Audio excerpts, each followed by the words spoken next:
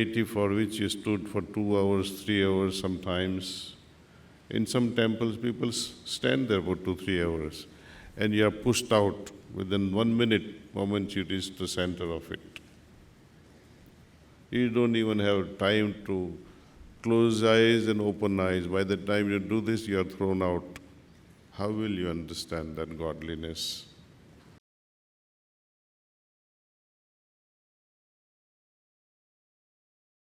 But you can see it in the movies, on YouTube.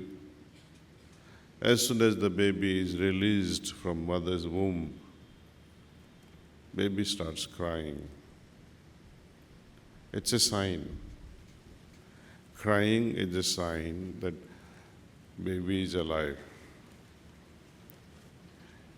If baby doesn't cry, then doctors worry. Doctors, they tilt the body and try to stimulate the breath or the heart. They tilt the body and tap it on the back. And still baby doesn't cry. It's a still baby. Means there is no force.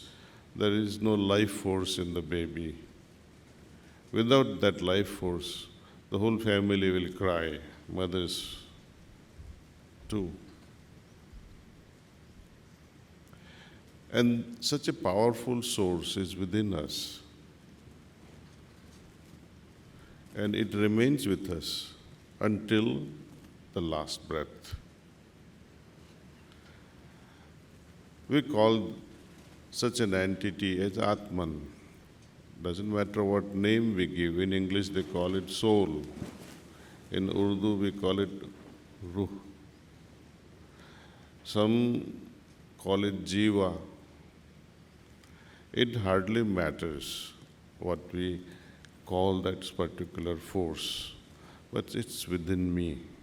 It's within each of us, your individual soul. This soul is not in the temples. It's not in the Dwarka. It's not in Kashi or Kedar, or it's not in what we call Kaaba or Jerusalem. It's within us. Even to go to such places, you will need the cooperation of this inner deity, your life force. Must I look for it outside? You answer this question yourself. And that's why in Hinduism, they call it as Antaryamin, one who dwells within. You try to look for it outside, what happens? Your mother is in the house and you keep looking for mother outside, or your friend is inside the room and you keep looking for your friend outside the room. People will say you've gone mad. Same thing is happening. The realized soul don't say blatantly to you that you are a foolish person running around here and there looking for God. In that case, God is not lost, you are lost. Because something that is within, you are trying to look for it outside. And you can never find peace or happiness searching with such understanding. It's absolutely wrong understanding. What happens even when you go to a temple? You are closing your eyes as soon as you enter the sanctum sanctorium and bow before the deity in front of the statue. What happens to you at that time? You are folding your hands and closing your eyes. What are you trying to perceive at that time? Deity for which you stood for 2 hours, 3 hours sometimes. In some temples, people stand there for 2, 3 hours, and you are pushed out within 1 minute moment you reach the center of it. You don't even have time to close eyes and open eyes. By the time you do this, you are thrown out. How will you understand that godliness? Might as well stay home and reflect, meditate on this very precious entity without which there is no life at all. And moment our path is sacred, moment this Atman or the life force understands that my search is genuine and I am looking for that within myself, it showers us with happiness and joy. Moment we look for it outside, it understands that the path adopted is wrong. It can never shower peace and joy. If at all, it will be just surface spraying of water.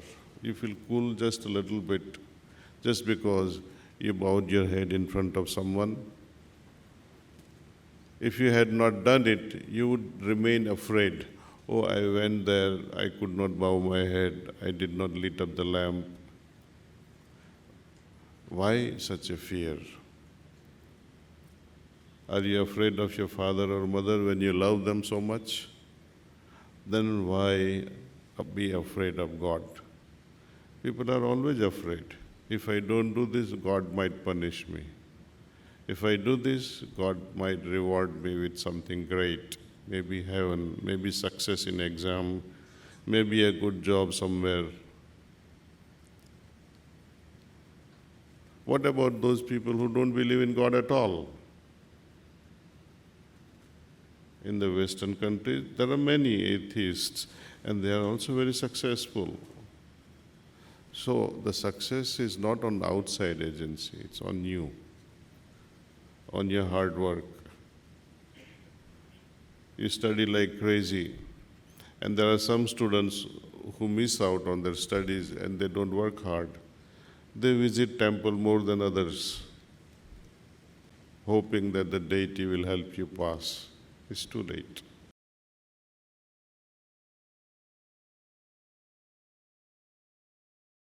There are groups of children today, youth. Some are so focused and sincere about the truth, the reality. Why are we? What are we? How are we to proceed towards this? What is the truth behind our existence? There is some minority of youth who are pursuing this in a very serious way. We have a lot of youth coming to us with these fundamental questions. And there is another part of the youth whom I call a bit lost, however temporarily, but they will, I think, make their way as they learn their lessons in life. Okay.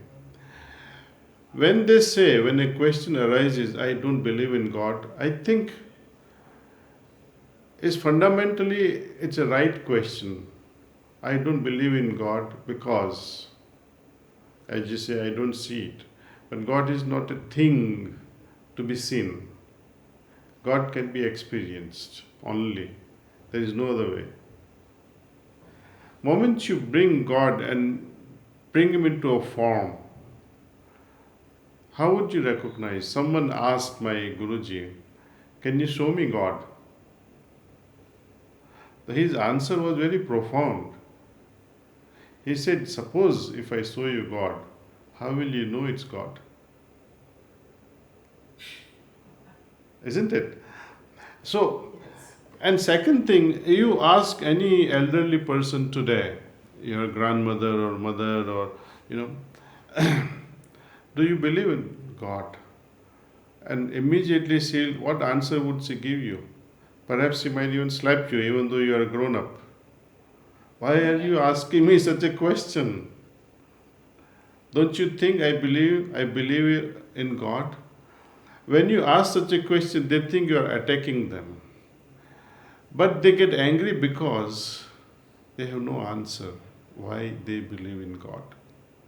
They really have no profound or real answer behind their belief. At the most, they would say, I believe because my mother taught me. I believe because my father taught me. I believe because our religion says so, our books, our sastras say so. So I believe. So my belief is always on the outside because of. But what about you? What do you say about it? Then they keep zero, zap. See, one day I was discussing these things with my father one evening, sometime in 1977. And I asked my father, "You've been doing all this for years and years, and as much as I notice. Can you tell me the best experience that you ever had with these worships that I can share with your grandchildren?" Of course, at that time I was not married. But I put the question like that something that I like to share from, what you say to me today, I will share it with your grandchildren, your best experience. They kept on thinking, he kept on scratching his head also and said, "Kamlesh, I don't know. I just do it. It makes me feel good. It makes me feel as if I have done my duty."